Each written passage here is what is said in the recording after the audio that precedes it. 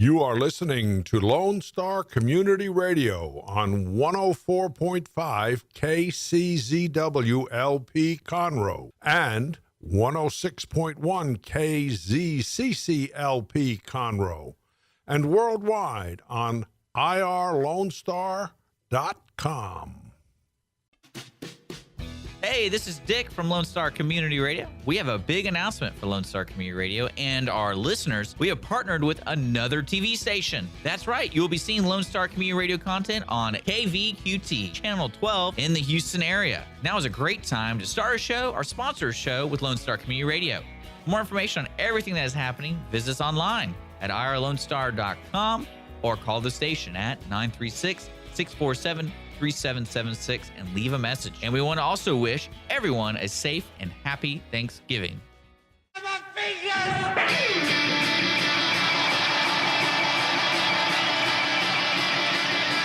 get to the bottom, I go back to the top of the side. When I stop and I turn and I go for a ride till I get to the bottom, I see you again. Yeah, yeah, yeah. It's Mornings with Lone Star with Dick and Skippy. I'm Skippy. Dick's the other one. Yeah. Good morning. Happy Morning, Monday. everybody. Yeah. Ding dong, the whack job is dead. Charles Manson passed away over the weekend. R.I.H. So our bumper music today is Helter Skelter. If you don't know the relationship between Helter Skelter and Charles Manson, hey kids, look it up. We need to remember historical bad stuff. Just because something offends us or scares us or makes us want to go into a safe room, curl up in a ball and suck our thumb, does not mean it needs to be demolished, torn down, removed, erased, because those who forget history are doomed to repeat it. And we must make sure that another Charles Manson does not enter our ranks. Look it up, kids, in your history books. I hope they still teach about him and his followers. So, funky weekend. Dick and... I'm just going to let you know, if you search Charles Manson, and it says people also search for top 5, Sharon Tate, Susan Atkins, who are like, they're all somewhat involved, and then, of course, Roman Polanski. Right, because his wife, right? Sharon Tate was his wife. And, Manson's followers killed horribly some people, including Roman Polanski's wife, and Roman Polanski subsequently drowned his sorrows and underage girls and got caught with his pants down and ran away. Interesting. Yeah. So, yeah. And Marilyn Manson was the 5th one. I wonder, there's got to be some kind of relationship. Probably just the last name. Oh, that's probably it. People wondering if there's a relationship between Charles Manson and Marilyn Manson. So, yeah, that's interesting. If you ever watch The Walking Dead, there's a show on afterwards called Talking Dead where they bring special guests on to talk about it. And there was this one ill-fated episode with Marilyn Manson being one of the guest panelists. And you talk about surreal. Oh, my golly. That guy, you know, some people just like go out of their way to be weird just so they can get in the headlines. And I think old Marilyn's one of them. I did like what Alice Cooper said, though. Wow, to become a hard rocker, give yourself a girl's first name. Yeah, I wish I thought about that. Well, you know, it's funny about the conundrum, I guess, that guy's in, Marilyn Manson, is he probably started out just doing it as a persona, but then his persona would be hurt so much if he came out as like another person. Right. And people, he is not Arnold from the Wonder Years. Okay. Did you hear about that urban legend going around? Really? Yeah, in the Wonder Years, you know, Fred Savage's a nerdy friend. Oh, yes. The asthmatic kid with an arm. It hit the airwaves that was Marilyn Manson as a kid. No, it wasn't. Sorry, guys. It'd be cool if it was. But Dick and I are both suffering from the allergies today, so we may have those low, very wide voices going. It's it really changed on us on Saturday morning, didn't it? Yeah, it did. Do you know how cold it is right now? Hold on. Let me lick my finger, stick it up in the air. I'm going to say probably about 52. Yeah, it's about 49 degrees outside. 49? Yeah, the high's going to be 65 today. Awesome. I'm loving this. You know what one of the things I really love about winter? Women's winter fashions. Everyone seems to be closing in on you. That's what it feels like to me, like everything. Like my chest feels like it's going to close in, my nose, my family, you know, just expectations. Are you having the quicksand dreams there, Dick? No. Okay, you will. Once the wedding plans kick into big full gear.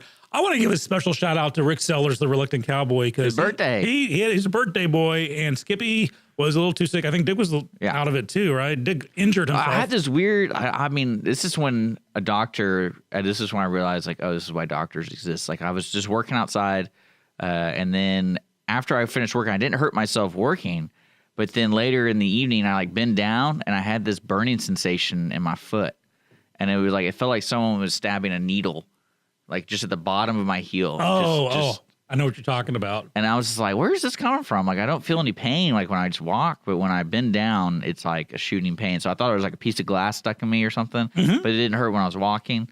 So that's probably why there's doctors exist, and they can help you out with that. Don't go to WebMD, because eventually, within 4 clicks of any malady, you're dying of cancer.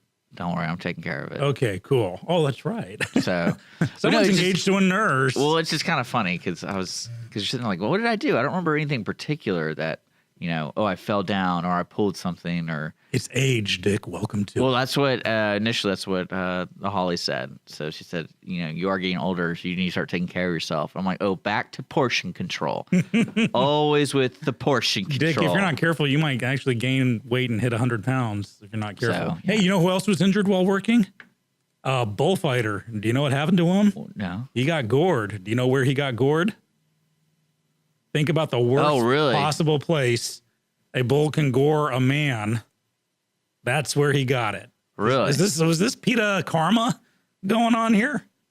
The guy, I'm going to presume I can say the word scrotum on the air. And he got gored in the scrotum. So, ow. I currently anatomically resemble a Ken doll right now just from reading this news. I don't know about you, Dick. I was listening to a group talk about, the cruelty and how that still goes around in Spain, and they still do that. But there's also a group that's been around for like 100 years or something that doesn't use violence towards the bulls. And basically it's like acrobat bull fighting. They jump over it and stuff. Sounds like those photo safaris that were big, for those who want to go on safari but didn't want to shoot an animal. You take photos, and the clarity of the photo would determine if you got a clean kill or not.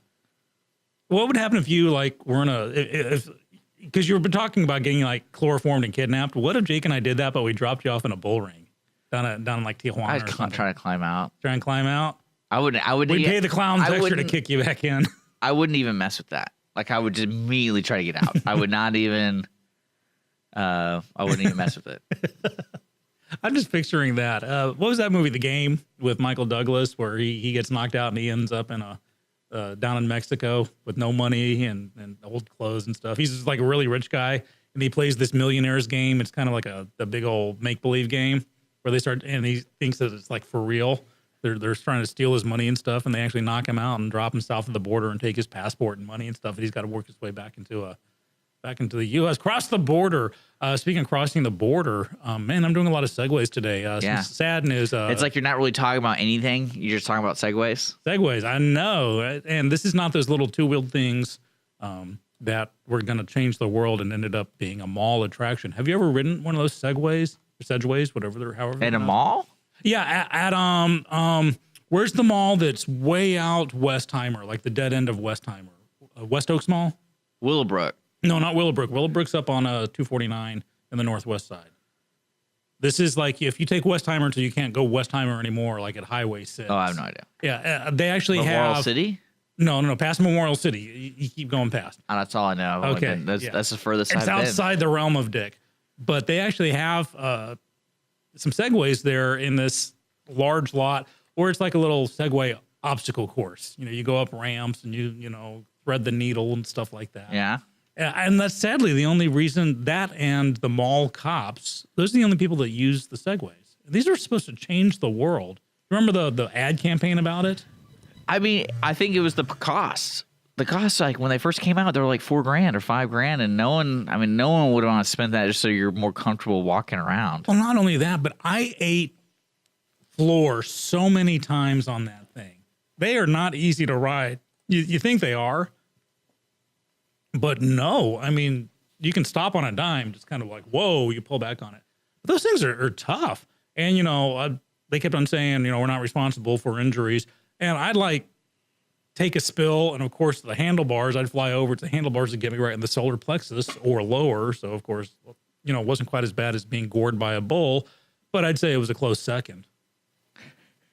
So, although a distant second as opposed to getting bull horns in your crotch, I guess. Yeah, it's not that bad. Not that bad. It's all relative, isn't it?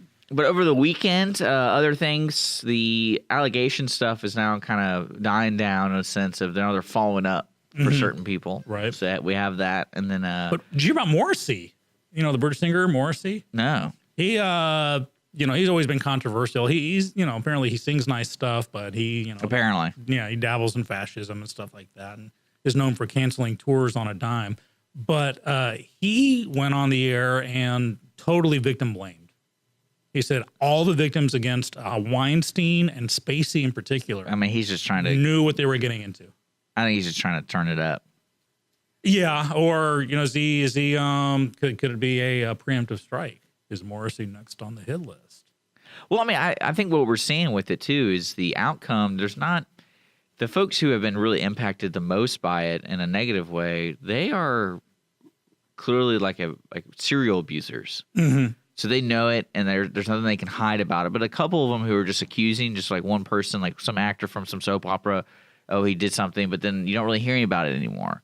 And I think that's what's going to happen is you're going to have like the 10% of all the, like 10 to 15% of all these allegations are moving towards the real serious folks who know they have like, I mean, I don't think Harvey Weinstein's ever come back to the United States because more and more stuff is coming about him. But you have folks like the man from Transparent from Amazon. Jeffrey Tambor. Yeah, he's been accused, but he's denying it, so he's fighting that. But he just left the show.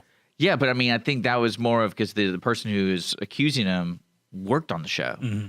So, but here's the thing, especially in Hollywood, you have a star like Jeffrey Tambor who has been around for a long time, Arrested Development, and you have to say a production assistant or a makeup artist. Well, I mean, what would you do if you're in that position where somebody at your workplace accuses you, and of course you feel like you're being wronged, but you also kind of know if you keep going back to that place, it's going to look more and more, and you put yourself in a bad situation because she could keep claiming it, be louder and louder and louder about it. It depends on the position of the accuser, because let's say she's a makeup artist or a production assistant. I don't think it matters who she is. But I mean, it's large enough that I'm not saying because of her level you can just fire her, but he is the face of the show. So he's like integral to the show unless they kill him. Yeah, but if they fire her, she can go to the press and say they fired me because. But you put her on another show. That's what I'm saying. If she's a makeup artist, it doesn't matter what show she's on. Well, if she's she's a makeup artist. I don't know. See, this is one of those things that no one knows the truth, and she's going to bark louder and louder and louder the more opportunities this person gets. You're absolutely right. And I feel, and it's not saying that she's wrong or anything, but it's more of that's just the way that game's played because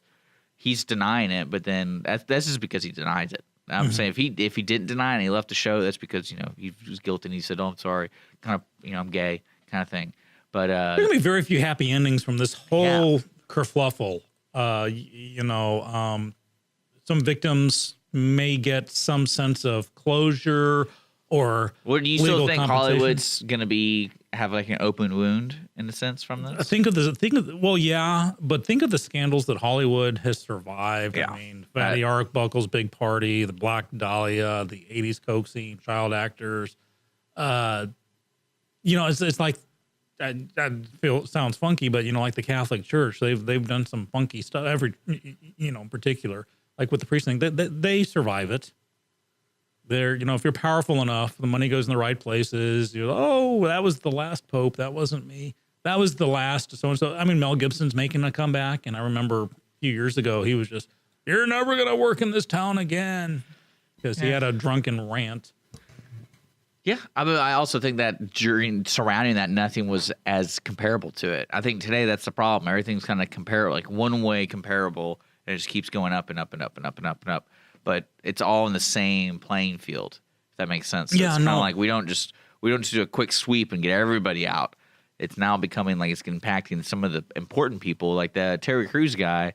He accused a pretty big head of a talent agency, but I don't see anything coming from it. I don't know if that means the people who do work with him are going to fire him because they heard this, or what's the impact? Well, he would be firing them. They work for him. If that's if he's still actually with them. So it could be the agent, could be the agency, and believe me, there'll be 5 more. Well, that's what I'm saying. So Red it's tape. like his work will be impacted by it, and if he's guilty or not. And I mean, it's kind of funny that Terry Crews. I don't know if you've had the chance to like listen to the story. It's real bizarre. So, and he even says that it's like this is one of those things that you wake up one day you didn't think it was going to happen, and the next day it happened, and then it's like, but Yeah, it's But it's apparently he interesting. thanks his wife He for thanks- thanked his wife for keeping him cool because he was really upset. Well, yeah, you don't want to tick off Terry Crews. If you haven't, it'll just look him up. CREWS. The dude is like 6 And foot he's played 14. football, so I mean, he might have that CTE. So I mean, you just don't mess with people with Yeah. that CTE, man. Right. He's a funny actor. I love him. There's a sitcom called Brooklyn Nine-Nine that he's on. And Is it okay? it's pretty good. It's not Adam Sandler, the Andy Samberg show. Okay. And it's pretty funny. Is it like a parody of NYPD Blue? Sort of, kind of. It's like a non-live studio audience version of Barney Miller, if you can think back to the 70s. If you can go back that far in your head. Okay. It's a comedy, but there's some serious stuff in it, and every show actually has a crime in it for them to solve. you know? Okay. So, but it's very funny. It's Andy Samberg just doing what he does.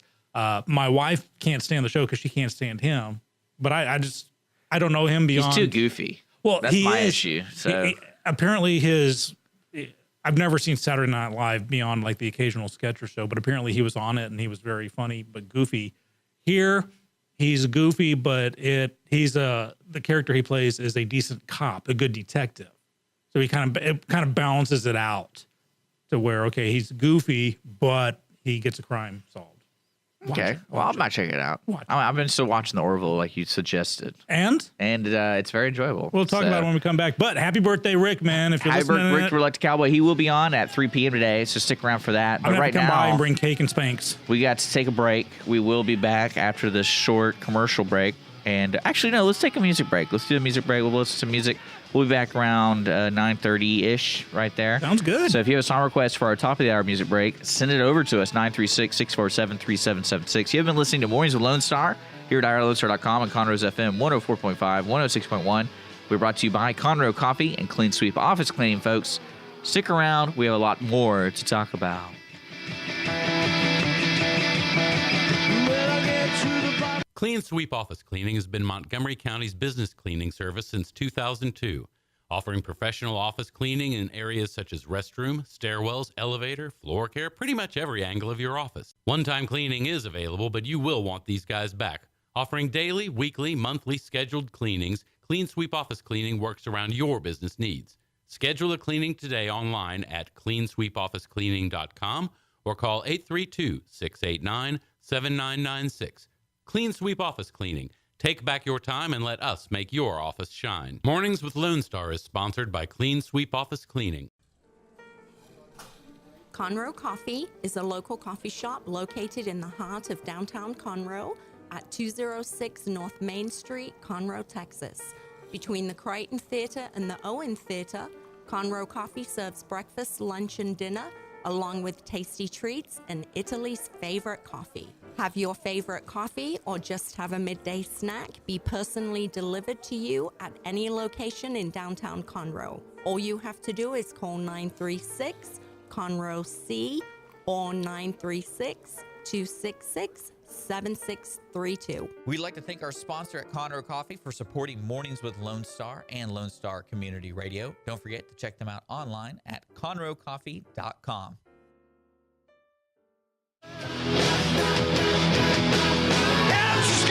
Mornings with Lone Star with Dick and Skippy.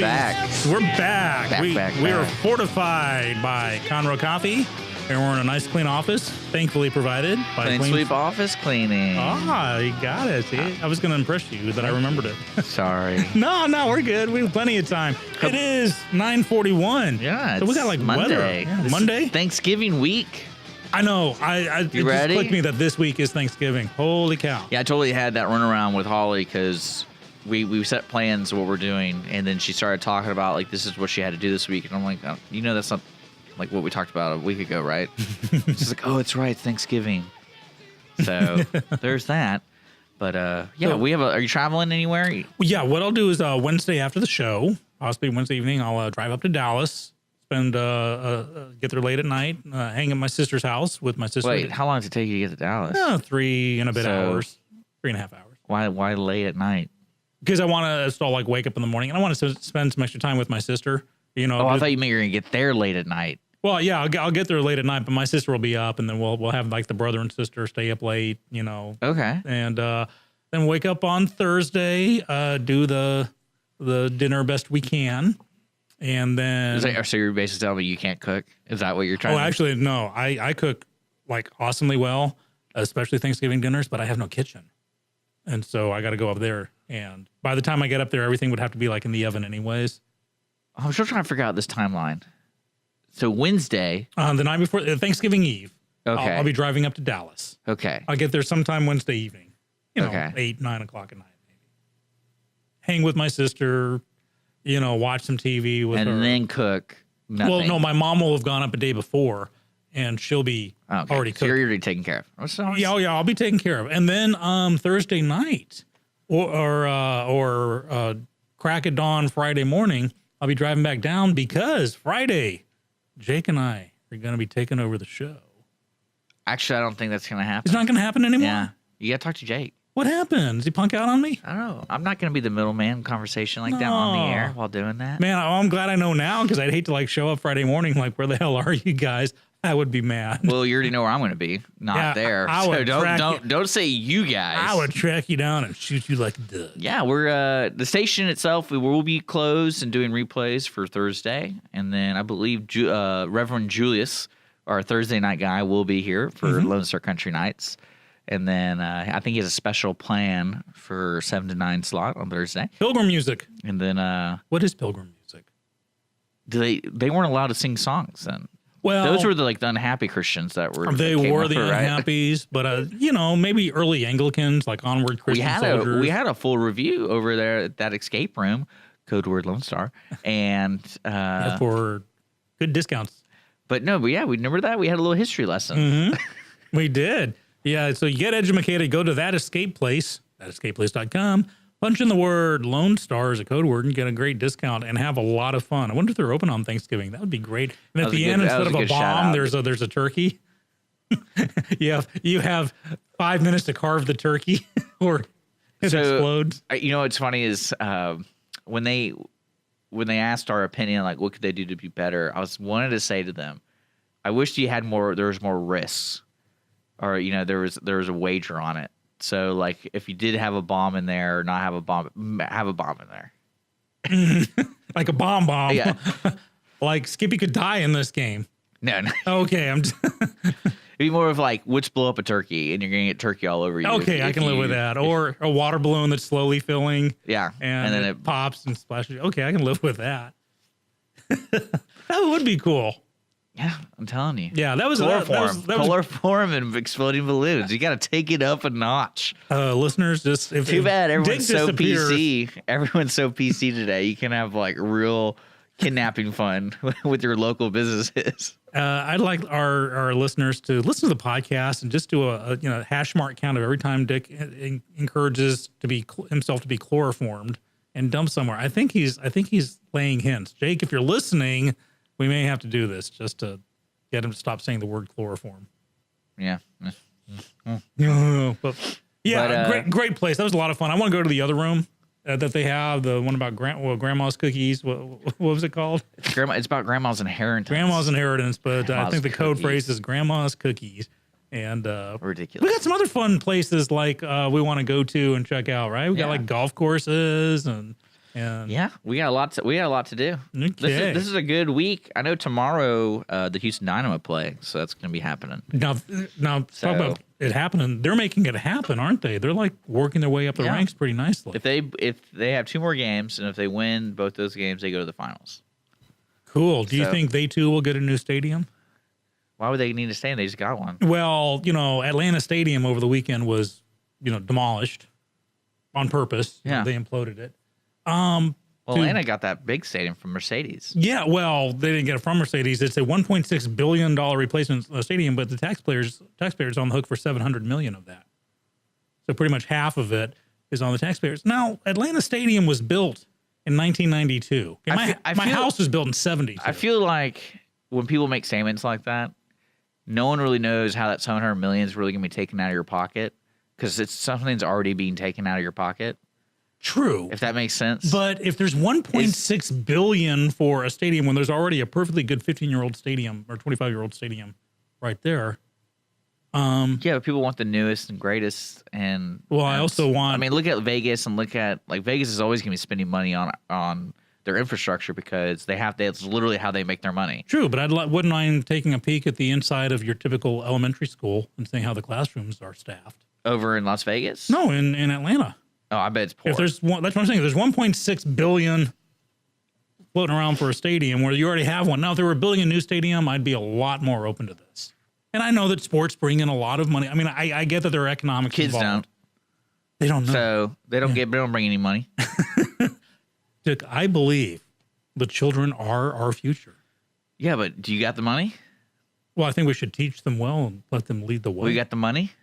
So not well. Apparently, if I live in Atlanta, What I'll they have need, to come out with 700 million. What they could do is do what they do with the Texas lottery. Is we just become like Nevada and let Las Vegas be not just Las Vegas by itself. Like every state has its own Las Vegas, Mm-hmm. and then with that money, you take 20% and you invest that into the. Well, that was the And purpose then- of the Texas lottery. And then you start selling cannabis stuff, and you take 60% or 100% of that, put that in the education. Boom. I mean, you're already paying teachers $100,000. Actually, some teachers are getting paid $100,000. Well, not in public school. Yeah, A teacher, certain areas. if you teach, you don't get Social Security. Your pension instead. Your teacher's pension is your Social Yeah. Security. So That's why people are upset about HPT. right. Yeah, you're exactly right. Well, I think that's why I'm saying about the tax deal. I don't know if anybody out there really has the tangible proof of what misuse of money and where it goes, unless you're an accountant and you're like 80 years old because you've been following the local city government's payments. And it's like, oh, I see a pattern here. This person's misusing funds, and oh, this $700 million people are paying for isn't really what they're paying, and someone's getting an undercut or something. But To me, it's less the tax issue. I mean, yeah, people going, oh, Mercedes-Benz Stadium. Well, now, yeah. do you think people would be more upset if they get a bill like out of their taxes every year that shows you like what they're itemized, what it goes for? If taxes were ever itemized, if like the line item budget was ever made, well, I'm sure it is made public, but I mean, it's part of like your tax bill where you say, this year you paid $38 in tax on the NEA, National Endowment for the Arts, where they pay people to urinate in jars and throw crucifixes in them in the name of art, or the Genius Grant, or researching cow methane in their burps and its effects on climate change. Are you seeing if there is kind of like a breakdown on that? Because I think if people saw where their tax pennies are going to, it's like, well, let's kill this one. I don't want. Well, they were talking about doing something very similar in the education system when you're a senior. Basically, you do a budget for yourself, and that was kind of like they were talking about how can we introduce money management in public school. But no one, like certain schools have taken on it, but that's like individual schools, not. I think it's essential. I mean, to me, that's as essential as like the health class, where the boys and girls are separated for the special day, where they get experts talking about to them individually. You've got to know how to budget. I remember in seventh grade for me, this is in the 70s, it was social studies, and we had, this is a check. This is how to write a check. This is a bank account. It's very basic stuff. But also understand that at that time, only recently had married women been allowed legally to open their own bank accounts. It was just a different time. Yeah. So we learned a lot because it was kind of new. Nowadays, you have kids, not able to count as well because it's like, well, Siri, what's 42 times 12? Boop, and it tells you instead of count. I count on my fingers, but at least I count. I count, Dick. I count. That's nice. Yeah, I like that. So it's not the 700 million tax bill so much that gets me. It's Well, there's a bunch of bills. Like, for example, there was something about the NFL's upset with a new tax cut because that got passed this last week. It mentioned something in a way of they don't get the benefits anymore in the sense of a stadium and those they kind of shouldn't. things. Up until a year and a half ago, the NFL was a non-profit entity, which means since World War II, They didn't pay a lick in taxes. They were a 501c3 nonprofit organization, just like United Way. And so, yeah. Well, lucky for us, they kind of got to that point where, like Harvey Weinstein, they just knew it was going to come. So they had to change the way they operate. Yeah, we can talk about this Raider who decided to kneel for the U.S. anthem, but stand for the Mexican anthem. I'm still wrapping myself around that one. Now, has it been confirmed he purposely stood? Yes. Marshawn Lynch from the was it Raiders. I can't remember who the Raiders are anymore. They move around so much. Yeah, he consciously knelt for the U.S. anthem, and then for the Mexican anthem, he stood. And wow. Okay. Okay. Well, You're listening to Lone Star Community Radio here on Mornings with Lone Star, just messing with Skippy over there. Thank you so much for joining us. We're going to take a quick sponsored break. Say a special thanks to Conroe Coffee and Clean Sweep Office Cleaning. If you have a song request for our top of the hour, bottom of the hour song break, let us know. 936-647-3776 and also MW Lone Star on Facebook. We'll be back after this short break. Clean Sweep Office Cleaning has been Montgomery County's business cleaning service since 2002, offering professional office cleaning in areas such as restroom, stairwells, elevator, floor care, pretty much every angle of your office. One-time cleaning is available, but you will want these guys back. Offering daily, weekly, monthly scheduled cleanings, Clean Sweep Office Cleaning works around your business needs. Schedule a cleaning today online at cleansweepofficecleaning.com or call 832-689-7996. Clean Sweep Office Cleaning. Take back your time and let us make your office shine. Mornings with Lone Star is sponsored by Clean Sweep Office Cleaning. Conroe Coffee is a local coffee shop located in the heart of downtown Conroe at 206 North Main Street, Conroe, Texas. Between the Crichton Theater and the Owen Theater, Conroe Coffee serves breakfast, lunch, and dinner, along with tasty treats and Italy's favorite coffee. Have your favorite coffee or just have a midday snack be personally delivered to you at any location in downtown Conroe. All you have to do is call 936-CONROE-C or 936-266-7632. We'd like to thank our sponsor at Conroe Coffee for supporting Mornings with Lone Star and Lone Star Community Radio. Don't forget to check them out online at conroecoffee.com.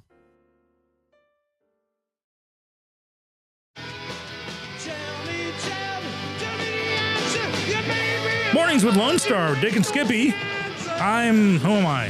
Dick or Skippy? You find out. You determine it. I'm the sexy sounding one, so I must be Skippy. Dick's the other one. We're talking off the air about some fun stuff that's going on. Al Franken apparently has a second woman now saying that he has gropey fingers. So we'll see how that one turns out. It's crazy to me that now that I guarantee you there's a political playbook about how to sabotage.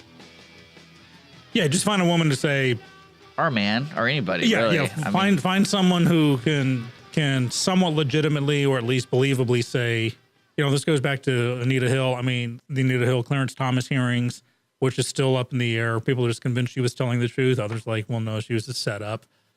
She was a setup. But here, as Dick was pointing out off the air, all you got to do now is just say, oh, he groped me. He touched me inappropriately. He looked at me. His forearm brushed my left breast as he was getting on the bus, and all of a sudden it's sexual assault. And more people that I'm noticing on Facebook, on both sides of the aisle too. So this is kind of, but to me, that gives the sense of, okay, this is like a civilization, in general thing. People are like, listen, you can't just start dropping names on a whim, because that does, the second anyone is accused of sexual assault, unless they're, Bill Clinton, they're banned for life kind of thing. It's there for life. No matter what, there will be a segment of society that believes that about you. And right now it can just be, President Bush Sr. told a dirty joke at the age of 90 and some woman saying, oh, he sexually assaulted me. And no, in my humble opinion, but no. It was an old man telling a dirty joke. And it was inappropriate, offensive. But you know what? Being offended is not the ability to not be offended is not a constitutional right, or nor a judicial right. You can't, nowadays you can sue someone if you're offended. And you can also be like third party offended. Someone says something to someone else, and say in the grocery store, and you overhear it. You're offended by what you heard, But you had no part of this conversation whatsoever. Well, that's why I was interested in that thing that happened in Houston. I guess it was south of Houston, wasn't it? With that lady who put that explicit word on her car. Yes. And then the sheriff in the area said something. What did it say along the lines of, like, we got many reports about this person driving this car. If anyone happens to know where she is, we'd like to talk to her about public indecency public or indecency. whatever, like whatever the official word was. But and then now she came out and just. Well, she got arrested because she had a fraud warrant on her that was open, and her excuse is, I didn't know it was there. I mean, it's not. Happens. It's not me. I mean, that happens. Yes, my current warrant is 22 years old right now. But I mean, I was hard pressed to remember mine because the incident happened 22 years ago. Her warrant has been open for 3 months. So there's the fraud count on her. In other words, she knew that there were claims. Now she's added to that bumper sticker with, and him too. This is kind of your mother, and the horse your mother rode into town. Well, my favorite thing is if you watch her on, like, search her up or look up, I don't know, there's a video of an interview of her, basically. And she subtly says, oh, yeah, my 10 kids or something like that. And I'm like, whoa, this woman has 10 kids and she's driving around this car. I mean, that's a lifestyle choice. And got to respect it. This is what cracks me up about the hypocrisy of it. Good coffee. No, I had a little lid on it. We're good. Sure. Thank God I had a lid on my coffee cup. I'm getting into this conversation. But this is what cracks me up about the hypocrisy of the media. So a lot of people go, oh, she should be able to say this word, freedom of speech, blah, blah, blah. But there's not a single news outlet that's allowed to say the word or show the bumper sticker in its entirety. The last 3 letters of this 4-letter word are blurred out, and they're saying dirty words, the F word, the F-bomb. They can't say it. And so because people, obviously there are words that are not meant for polite society, and there are city ordinances about their usage. In the Supreme Court, I believe it was Miller v. California. I got to look this one up, about the, what makes something indecent. And it's, if it does a grandiose suggestion of sex or vulgarity, it's bad. If there's any kind of redeeming artistic value to it, then it's somewhat protected. And that's when it gets on the city ordinances. Much like you cannot scream fire in a crowded theater. You can't go into a daycare or an elementary school and start screaming what's on this woman's bumper sticker. You can't do it. And if you do, then you're a poopy head, and you're no better than the jackwads who walk into a Starbucks with an AK-47 strapped to their back because they're constitutionally protected. It goes on both sides. There are poopy heads on both sides of this one. And this woman knows that this is her bumper sticker is for public consumption. The world can see it. Yeah. And they're like, Daddy, what's that word? And I believe 100% she's in the wrong on this. She's going for her 15 seconds of fame.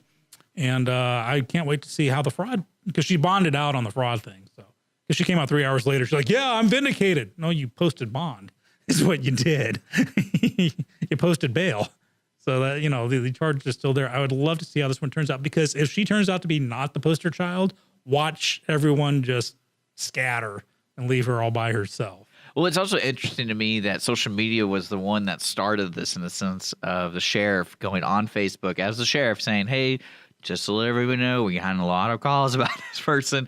If anyone knows any information about who this is, please let us know. And it's funny that that's the tactic now. It's almost like it's part of their playbook. It is, and more battle lines are being drawn. In fact, I just this moment on my phone got a news update that a state lawmaker, I don't know which one, is joining the woman to protest the Fort Bend County sheriff. Now, okay, did he overreach by putting that on social? He didn't say, hey, find her so we can arrest her, or I'm appealing to public health. So they both have made mistakes. I mean, guaranteed. And it's like Trump's tweets. Just sometimes you got to just not do it. Think about it. There needs to be, if there's a 5-day waiting period on certain weapons, and there needs to be a 5-minute waiting period on tweets. And that's what I love about Gmail. You can actually undo your send. You have like 30 seconds to undo what you just sent. Well, I love that. Well, we're going to have to be going to our music break, folks. If we have one more music break at the bottom of the hour, so let us know what you want to hear here on Lone Star Community Radio with Mornings with Lone Star.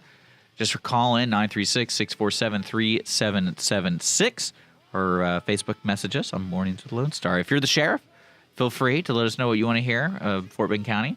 And if you're the woman with the cool It's not a bumper sticker. What would you call it? Decal? Yeah, window sticker. With a cool Windows decal. We can't play your favorite word, but we can play what. But First Amendment. But yeah, we'll do so. We'll see what we can do. It's 10:02, folks. We are here brought to you by Conroe Coffee and Clean Sweep Office Clean in the Montgomery County area. You're listening to Mornings with Lone Star. We'll be back after this extended break.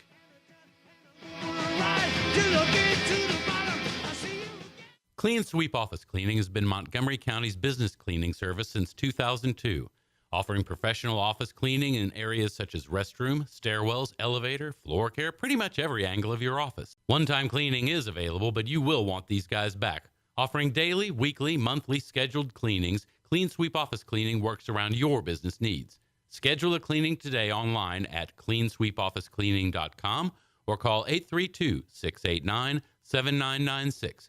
Clean Sweep Office Cleaning. Take back your time and let us make your office shine. Mornings with Lone Star is sponsored by Clean Sweep Office Cleaning. Conroe Coffee is a local coffee shop located in the heart of downtown Conroe at 206 North Main Street, Conroe, Texas. Between the Crichton Theater and the Owen Theater, Conroe Coffee serves breakfast, lunch, and dinner, along with tasty treats and Italy's favorite coffee. Have your favorite coffee or just have a midday snack be personally delivered to you at any location in downtown Conroe. All you have to do is call 936-CONROE-C or 936-266-7632. We'd like to thank our sponsor at Conroe Coffee for supporting Mornings with Lone Star and Lone Star Community Radio. Don't forget to check them out online at conroecoffee.com.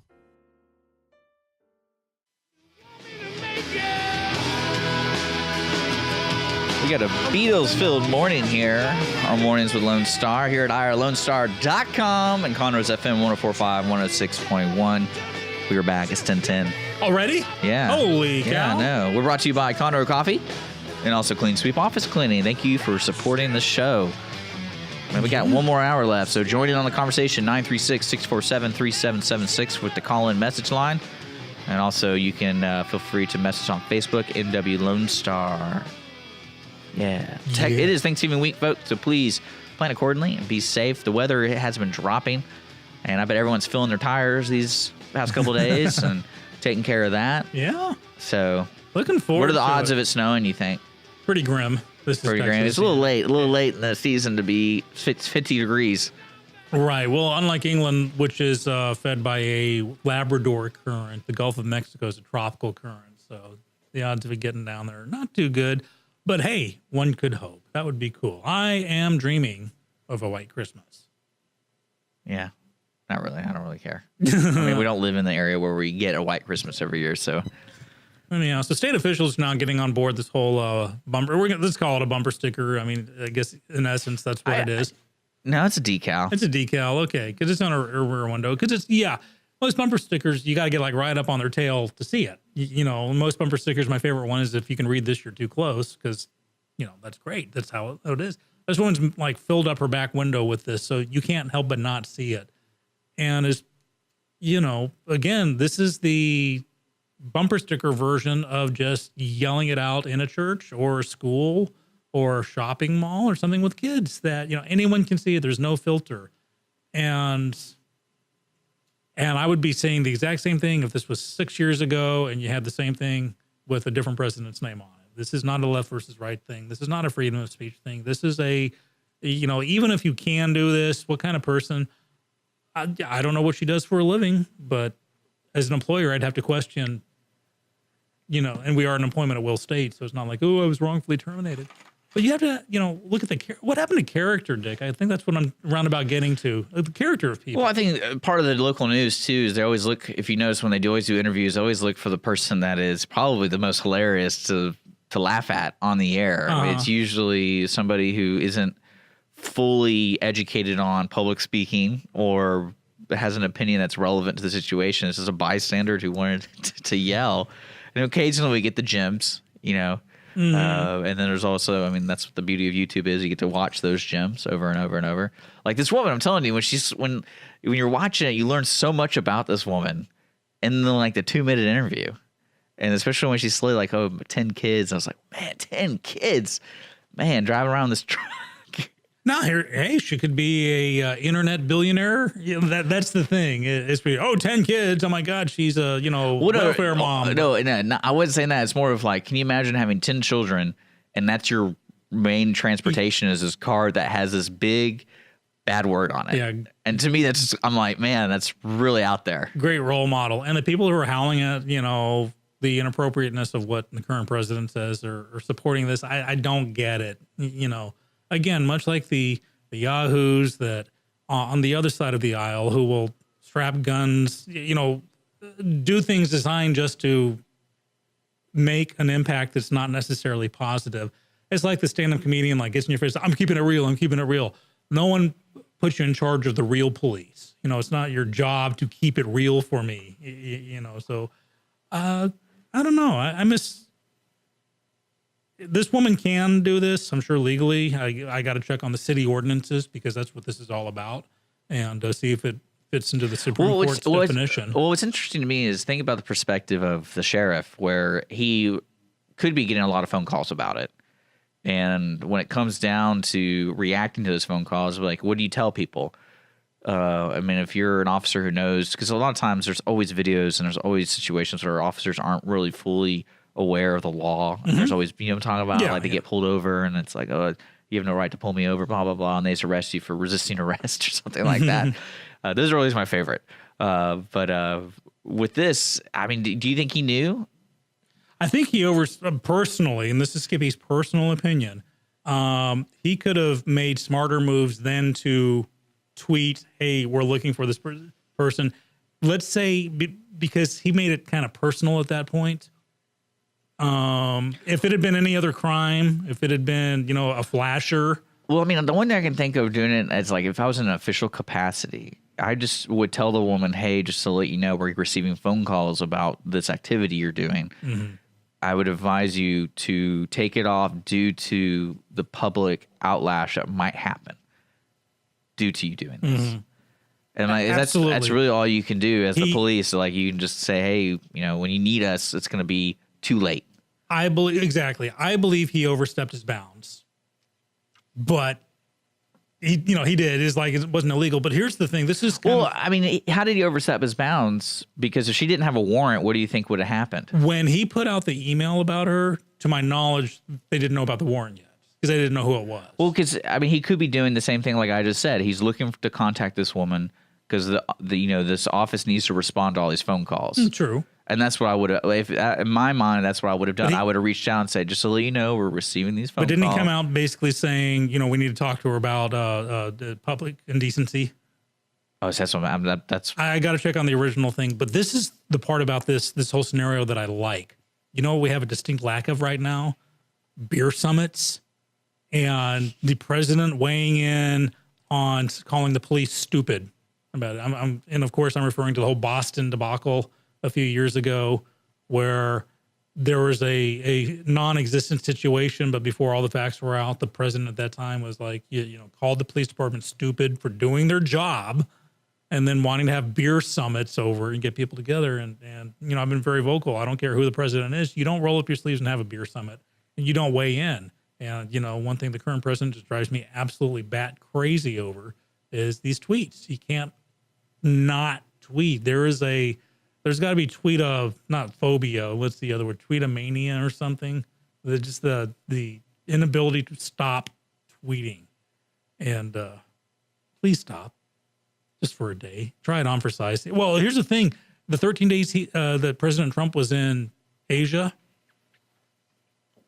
distinct lack of tweets. Did you notice that? Very, very few tweets. No, he came out like it was almost like, I got a summary of the meeting in 280 characters. What they should be. And then he's back and he's kind of like making up for it with now he's calling on Marshawn Lynch to be suspended. And here's the thing. He has the right to do it. He's a citizen just like anyone else. He can go on Twitter and say, I think this person should be suspended. But A, you do have the full weight and force of the United States behind you because you are the president. And B, just because you can do something, maybe you shouldn't from time to time. Yeah, but I think that's just who he is. We're getting a fresh look at something completely different when it comes to the holding the power of the president of the United States. This is true. But at least he's bringing people together, right? Yes, he is. And tell you what, who's feeling left out in the cold though? Who? Kathy Griffin. Oh yeah, she's in trouble though. She's usually just digging herself deeper and deeper and deeper. And my theory on it is the reason she's acting out so much is maybe she just realized she's not talented. Well, she had a show called Life on the D List where it's kind of self-depreciating that, you have A list and B list. Well, she's D list, and actually that's pretty accurate. I don't think she's even on the D list anymore. She's on the, W list, is way down there. Well, comedians it seems like they're chameleons in the sense of they have an arsenal of writing technique. They could be a writer for a show. They could be a writer for a movie. They could be a writer for an author or whatever. And then they also have their live appearances. They could be entertainers. You pay $10 to go see Kathy Griffith. And then they have the ability to be on a wide variety of talk shows. They can become senators. And they can become senators and be accused. Yeah. No, that's not fair. They're accused. No, there's photographic evidence. He had hands on boobs. See, that to me, no, it's not enough. Okay. To me, it's not enough. Okay. Because it wasn't, you couldn't tell if he was full, like there was contact. You couldn't tell. Only thing, you know what? This is true. The only thing that was really suspicious was she was asleep, and that was a little creepy. But then again, like if this happened like 10 years ago, why now? And she approved 10 years ago. It wasn't like she goes. Oh no, she didn't approve on that. She had a problem with it. But I mean, was there reports of her coming out like, look at this guy, especially when he was running for senator? True, and who knows? Maybe she did, and DNC squashed it. Who knows? These are the things that need to come out in investigation. Well, the real thing is the second woman against him. That's where it's going to be interesting to see where that person's connected to and how that whole thing works out. Because that was one of the strange things about the Moore deal in Alabama is everyone. It's such a he's been elected before. That's what really kind of confuses me about the coverage of this because he's been elected in a position like twice. So he clearly has been a public figure. And he's won approval in the voting, but now he's going up to the next level, and then now it's like a big deal. And and a lot of the accusers are from the same area where he was elected, and I mean that's just kind of weird to me. I don't really get it in a sense of where's the investigation? Is there even an investigation? We don't even know if there's an investigation. It's just a bunch of people who go on NBC at 9 a.m. and make an accusation, and they hold up a yearbook. And that's it. Like, that's the end of the story. Yeah, I absolutely agree with you. There's some, it looks like there's going to be more and more follow-up. And there's finally, I think the American people are latching on to something. The American media is latching on to something. Because this was started off so on the left side of the aisle with Hollywood that I think some media outlets were desperately trying to find the right side of the aisle equivalent, which means now everyone's getting, there are idiots on both sides. This is not a Republican. This is not a Democrat, conservative, liberal. This is just, there are jackwads who do these things. And they, it's like the common enemy. It doesn't matter who you voted for. It's you don't grab a woman's breast. You don't grab their hiney. You just don't do it.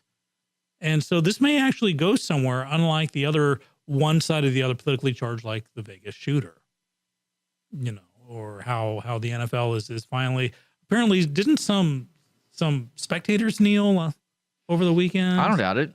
There's something that some spectators knelt, and it's like you may as well be doing the ice bucket challenge now. It is so far in the past that people can't remember what the ice bucket challenge was for, for the most part, and I think that's going away. I have a feeling this with the sheer number of women who are coming out and saying the Me Too thing, I don't think this is going to go away anytime soon. No, if anything, it's going to get even more serious in the sense of the police involvement. I think people are going to be having the courage to do something immediately. I think that's just going to happen, and a lot of these girls and guys who are predators are going to be repeat. It's going to happen again. I agree. I don't think we're going to see too many more new names because by now, women would have gone, predominantly women, would have gone to legal counsel to say, hey, I've got evidence, I got proof, I've got an allegation. And I think this will be pretty much the last full week, maybe next week, of new names coming out. At that point, it's like, okay, if you come out with a new name after this point, you might be making it up. I would be wondering if like Terry Crews situation, it didn't happen too long ago, so he could still file a police report. Mm-hmm. And it seemed like from his story, there were plenty of witnesses. Mm-hmm. So I'd be interested to say, I would love to have a police person's respect or what am I thinking? Perspective of it, Mm-hmm. because really, I mean, how does it work? Because I know it's he said, she said, but then if you have eyewitnesses, that kind of brings it closer to one side, ruling for one side. Right. And then because the presumption is that if you testify under oath, you're telling the truth. So it can be, well, he's just got someone, to back up his lie. No, the legal presumption is that you're telling the truth. So yeah, it does get down to numbers. If you have, one woman against Al Franken, now fortunately the photo was there, that helped, but that's more of a he said, she said. But now if you have a second woman, okay, that's two witnesses. And if they can be independently verified, their testimony or their accusation, then that, exponentially messes him up more. Yeah, and that's one thing I'm going to be interested in, seeing how that certain case starts up. Mm-hmm. So it will be interesting.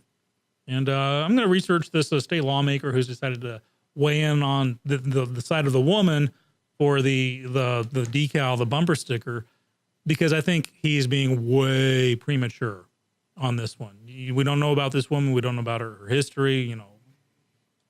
She's already up on fraud charges. We got to check these out. But again, I defy the state lawmaker to go into the state capitol and on the record, use that word. Say those exact same two words on the record and see what happens. We'll see what happens. Yeah.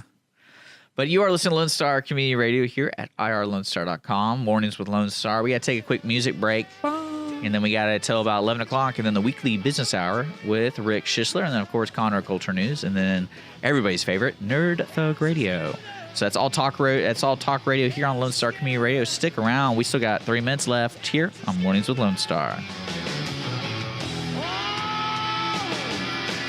Clean Sweep Office Cleaning has been Montgomery County's business cleaning service since 2002, offering professional office cleaning in areas such as restroom, stairwells, elevator, floor care, pretty much every angle of your office. One-time cleaning is available, but you will want these guys back. Offering daily, weekly, monthly scheduled cleanings, Clean Sweep Office Cleaning works around your business needs.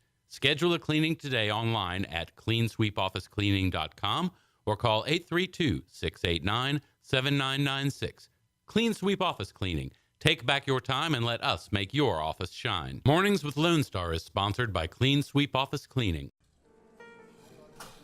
Conroe Coffee is a local coffee shop located in the heart of downtown Conroe at 206 North Main Street, Conroe, Texas.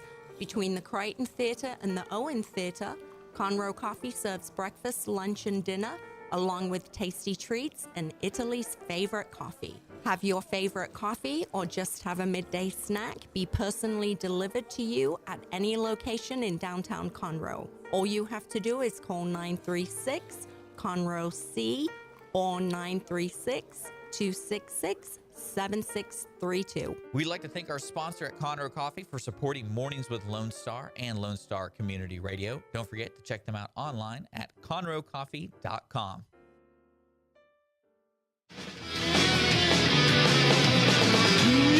It is Mornings with Lone Star. Already 10:33. We're entering the final half hour, the bottom of the ninth, fourth quarter. Our last half hour on a Monday morning with you with gorgeous weather outside. Oh my golly, it's gorgeous. Something like 50-something degrees, I think, right?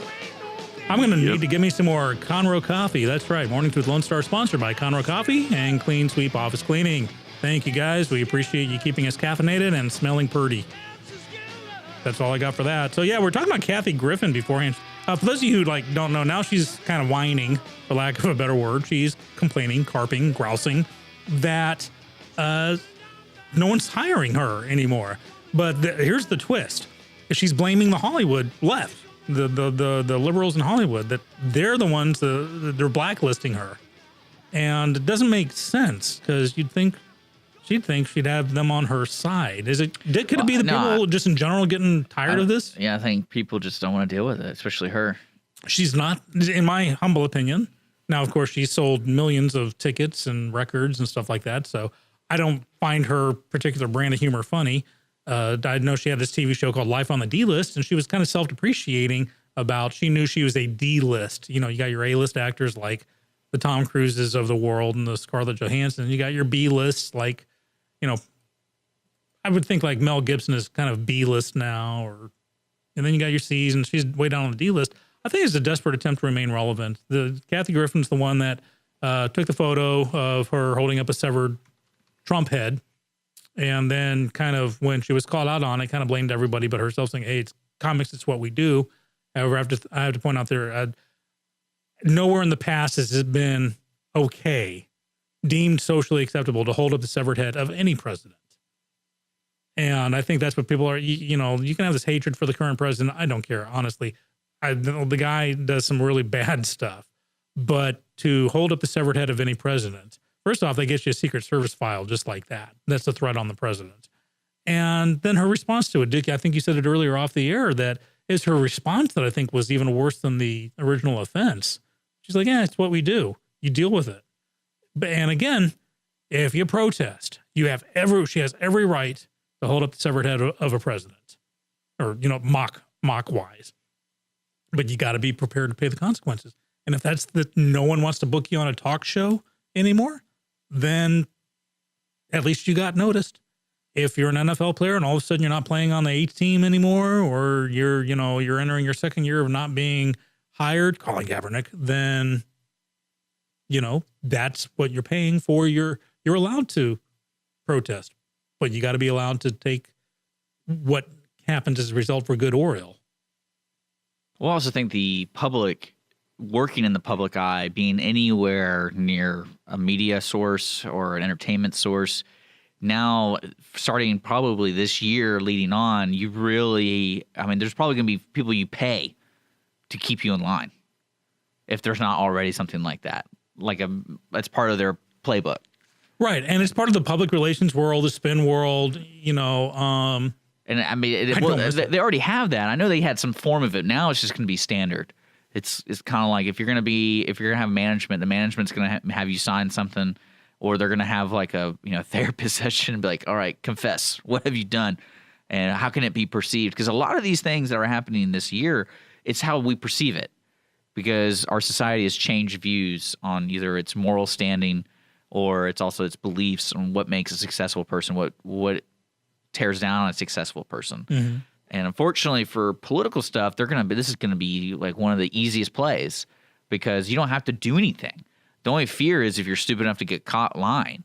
So now it's just like you just have to get somebody on front of a camera, which now it's basically almost pay to play. Mm-hmm. Anywhere. I bet you anything, they'll call somebody and be like, hey, you want a juicy story? Or how much does it cost to get somebody? How can I get 5 minutes on air live? And then they work it out because, I mean, the news organizations are looking for cash now, or they have been. So it's just kind of the due diligence of being a journalist isn't there anymore. Mm-hmm. And as far as like celebrities and athletes and stuff like that, I think what we're going to find, one of the blowbacks on this is that the contracts are going to be ironically more firmly entrenched in the like morals clauses. If you do a private protest, not even that is, say you're Sean and this happened to you, someone accused you, never proven, just mm-hmm. accused. And then as a while, you start learning, kind of like Kaepernick, where it's like, why aren't they hiring me? And then they realize, oh, it's because they all agreed that I'm a bad person because I was accused of this. Mm-hmm. And then they're going to get sued. People are going to start suing production companies and things like that because... Oh, yeah, those who are falsely... Here's the thing. If you were falsely accused, I would like to think you would fight to the death to clear your name. To not say, oh, this isn't worth it. If I were falsely accused of sexual assault, I would sell everything, I believe, to pay for my defense fund to clear my name. And those who don't do that, I'm not saying A goes to B, but I would wonder why not. So those who settle out of court... Well, this is different because you're not an important person in the sense of the public's eye. And you're not making money on the public eye. A lot of these actors, that's what they live off, is this image. And right, so those who settle out of court, that to me, I'm not saying it's like taking the fifth. Taking the fifth does not mean you're guilty. It just means you don't want to say something you don't feel like saying. To settle out of court does not imply guilt necessarily, but it's like, why are you settling out of court with this charge against you or this allegation against you unresolved? I would take it to the finish line. especially if there's no evidence against me. Well, it's also because, I mean, the only fear I would see is being an actor, being an actress, being a politician. It's all about momentum to keep you relevant. And if you lose that momentum, either it be an allegation or it be legal trouble or it be anything like that, it might be easier just to say, hey, what can we do to stop talking about this and never talk about it again? Because I'm going to lose momentum. I'm in a big show right now, and let's get this over with so I can be on the next big show. Well, I think personal body cams are going to be the next big, you want to get into, money making or invest in personal body cam stock. People just, dash cams. We were talking off the air how I've seen these videos of people with dash cams and the cars in front of them don't know that they're being recorded, and the cars in front of them set up fake rear endings. What happened? You can look at that up on the internet. Just type in Russia dash cams. Yeah, right. You see some crazy stuff. And so it's like, wow, without that dash cam, you would have been totally hosed. You would have been screwed because they would have said, oh, they come out holding I'm their honestly neck. surprised that insurance agencies aren't requiring or giving that part of their deal.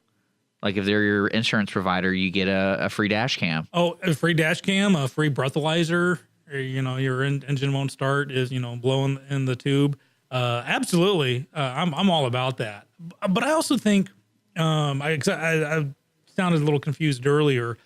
I think in upcoming contracts for celebrities, the Kaepernicks of the world, the J.J. Watts of the world, the Kevin Spaceys of the world, everybody, their new contracts will have more aggressive text about if you are caught and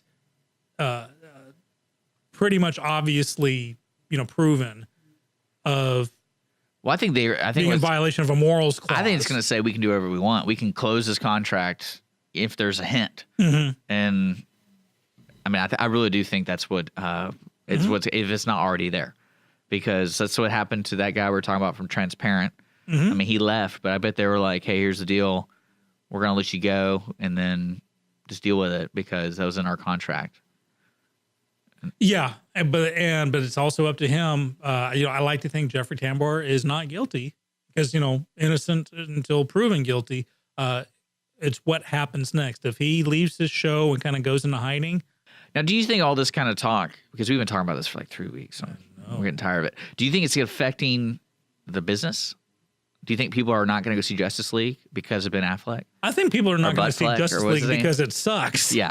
No, it did come out last weekend, and it's not doing the reviews aren't really well. Well, apparently doing it had two directors, and every time you have two directors on anything, it's like Robin Hood, the Kevin Costner Robin Hood, there were two directors, Costner or someone else directed that one, and you can tell. It's like you're telling two different stories. And so it was Zack Snyder started it off, and then Joss Whedon finished it. Yeah, the Avengers, the director of the Avengers did Justice League. Wow. And I bet he just got that job because he's like the only they're thinking, proven director in a that's why he got superhero Star movie. Wars, because it's like, okay, you I don't think successfully he's rebooted doing Star Star Wars. But no, he got it, meaning when Star Wars, I was talking about J.J. Abrams, I'm sorry, not Joss Whedon. That's why J.J. Abrams got both Star Trek and Star Wars, because he rebooted Star Trek, and then they're like, great, and you can reboot this one. I think Joss Whedon, with him, it was, hey, you got the Avengers popular, come get DC's version of the Avengers popular. And I think really, I don't know, as a business, I can see them doing this because the average person will go see a movie. I think will be more willing to go see a movie. It has a bunch of actors in it, like an ensemble cast. But the main issue is the core people who love these movies, who kind of drive this is a good movie, you need to go see it. This is a good movie, you need to go see it. They're not going to like it because there's no established characters in it besides Superman, and those Superman movies are bad. So there's like no one cares. And I think that's the main. They're not doing it right enough to where if you establish that core audience and you make sure that core audience is happy, it kind of trickles down to everybody else who might even been thinking about spending $12 to go see a movie. And no one's going to go see this movie if they hear it's bad because they already don't understand what's going on anyway. Could it be written by people who just don't get it? For instance, I hit myself on the head with the stupid stick by watching Suicide Squad. Now, in my defense, I waited for it to come out on Showtime for free. So, but the most sympathetic character by far on this was Harley Quinn, the girl. And she's a whack job. She's not supposed to be a hero. Well, and again, that's what I'm saying. They made the mistake of releasing that movie in a context that hasn't been established of what's a villain, what's a good guy, and why do we need Suicide Squad. And that just confuses an audience who doesn't know the comic book. And so I guarantee you when they go see other movies like the Joker, not the Joker particularly, but one of those Suicide Squad members, they're going to be really confused. Like, oh, I thought he was a good guy. And I mean, I Absolutely right. But just from what I'm hearing, the advanced reviews on Justice League aren't looking too good right now. No. Well, the writer of Justice League, he did Batman vs. Superman. He did Argo. He also is doing Argo was good. Star Wars Episode 9. He's writing that right now. Maybe not but still. he's only written, before Justice League, he's only written 2 movies that I know about, and that's Argo and Batman and vs. Superman. So those are the only movies I really know he's done. So maybe that was kind of the mistake there, is they didn't. And then Josh Whedon came in and wrote the reshoots and stuff like that. And apparently, what happened was when Zack Snyder had to drop out due to personal reasons. Yeah, didn't Josh his came pal died, and right? something happened, and Josh Whedon came in and basically made it a little bit more funny.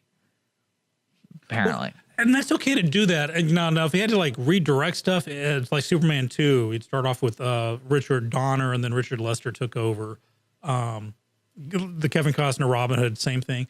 But I think one of the most tautly written movies ever was Crimson Tide, submarine movie. And Quentin Tarantino wrote some extra scenes in there to punch up the dialogue, and it worked. You could tell it was him. Well, I mean, that's apparently with Justice League. You can tell where they're trying to go, and then where they went after the reshoots. And then, Gotcha. But again, I didn't like Batman vs. Superman. I didn't. No one did. Suicide Squad was just horrible, and I didn't care. What they need to do is just have one of those. What's it called? A Jacob's Ladder scenarios, and someone wakes up and it's like, oh, it was all a dream. Yeah. Or Just tune into Supergirl on the CW. It's a good show. It's the best DC show besides Gotham out there. there you go. There you go. We got one quick sponsor break. We'll be back. Mornings with Lone Star. The show is sponsored by Conroe Coffee and Clean Sweep Office Cleaning. We'll be back right after this. Clean Sweep Office Cleaning has been Montgomery County's business cleaning service since 2002, offering professional office cleaning in areas such as restroom, stairwells, elevator, floor care, pretty much every angle of your office. One-time cleaning is available, but you will want these guys back. Offering daily, weekly, monthly scheduled cleanings, Clean Sweep Office Cleaning works around your business needs. Schedule a cleaning today online at cleansweepofficecleaning.com or call 832-689-7996. Clean Sweep Office Cleaning. Take back your time and let us make your office shine. Mornings with Lone Star is sponsored by Clean Sweep Office Cleaning. Conroe Coffee is a local coffee shop located in the heart of downtown Conroe at 206 North Main Street, Conroe, Texas. Between the Crichton Theater and the Owen Theater, Conroe Coffee serves breakfast, lunch, and dinner, along with tasty treats and Italy's favorite coffee. Have your favorite coffee or just have a midday snack be personally delivered to you at any location in downtown Conroe. All you have to do is call 936-CONROE-C or 936-266-7632. We'd like to thank our sponsor at Conroe Coffee for supporting Mornings with Lone Star and Lone Star Community Radio. Don't forget to check them out online at conroecoffee.com.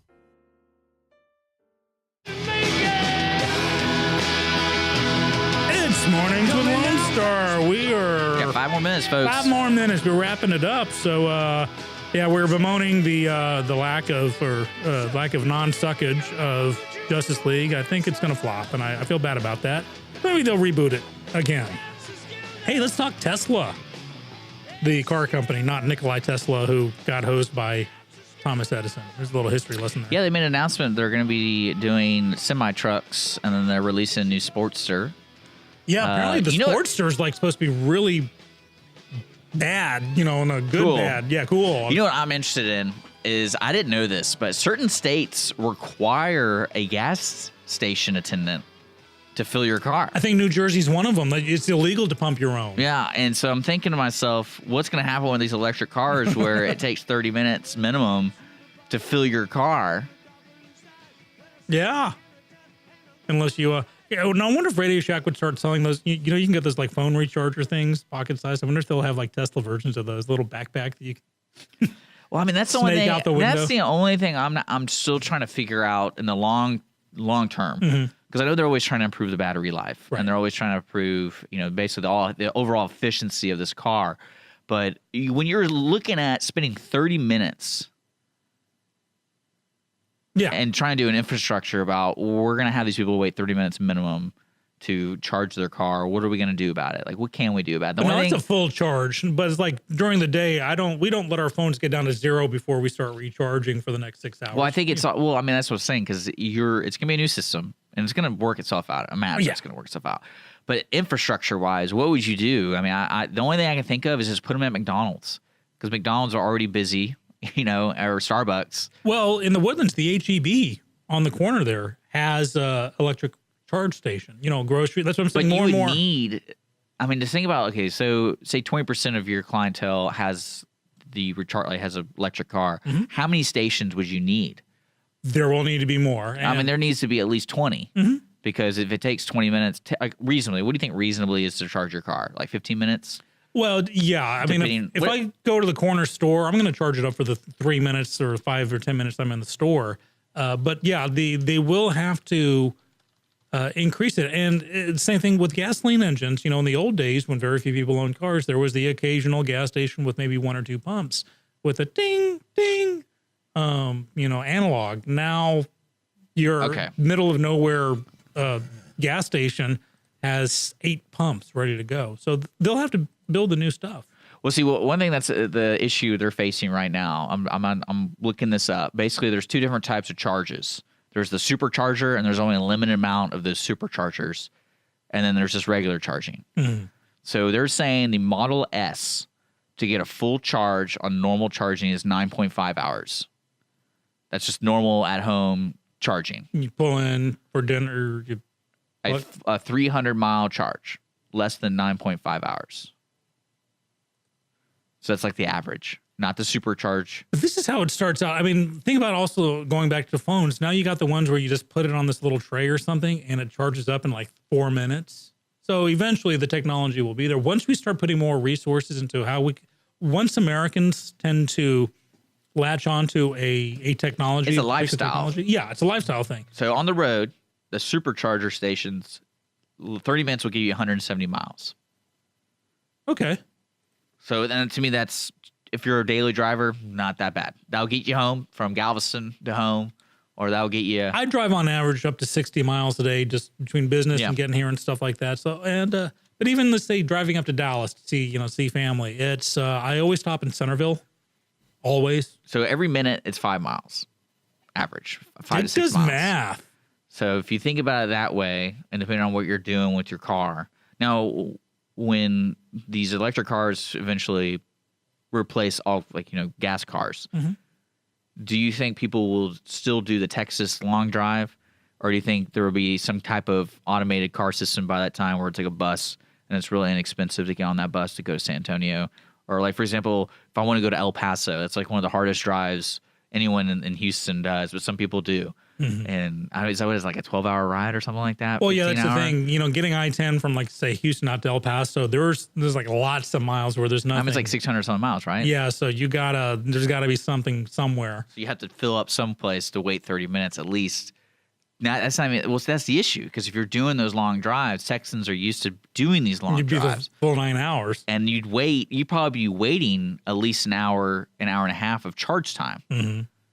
So that would force you to either stay at a hotel and charge, or have the replaceable batteries. And again, the technology will adapt. Now, I don't think there will be a complete replacement of gas. There will always be gasoline-powered cars, which is why we're never going to run out of oil. Because as different technologies expand, But I think we'll be that- using less of it, but it'll always be there.